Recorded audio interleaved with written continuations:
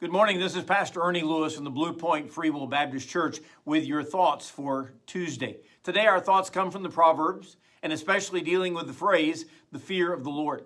Unfortunately, though, today God is speaking to those who choose not to fear him. In Proverbs 1:27, he says, when your terror comes like a storm and your destruction comes like a whirlwind, when distress and anguish come upon you, then they will call on me, but I will not answer. They will seek me diligently, but they will not find me, because they hated knowledge and they did not choose the fear of the Lord. They would have none of my counsel, and they despised my every rebuke. You see, the writer reminds us that God is always calling us. He is wooing us. He is trying to get us not only to believe in him, but to follow him with our lives, to experience his wonderful forgiveness in Jesus Christ, and his grace and his blessing.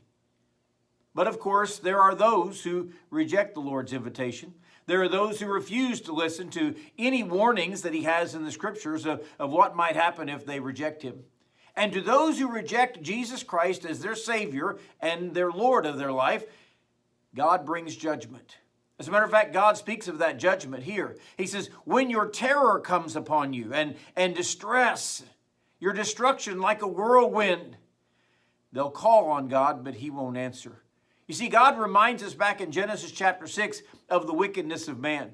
Whenever he looked upon the earth around the time of the flood, he said that man is so wicked that the thoughts of his heart are only evil continually. And it was at that point that God said, my spirit will not always strive with man.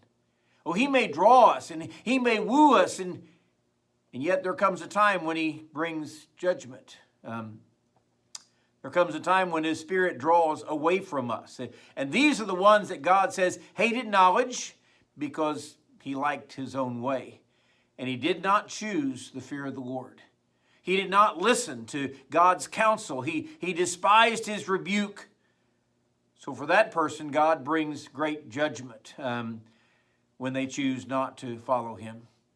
Yesterday we spoke about how the fear of the Lord is the beginning of knowledge, but the foolish person despises wisdom and instruction. I think that we need to learn to live today in the fear of the Lord. I think we need to practice our lives living in the fear of the Lord. And I also think that we need to warn others. For those today who choose not to live in the fear of the Lord, there may be judgment and distress and anguish upon their lives. They need to recognize how important it is today that they call upon God before it's too late. Because those who choose not to live in the fear of the Lord will certainly live in judgment one day.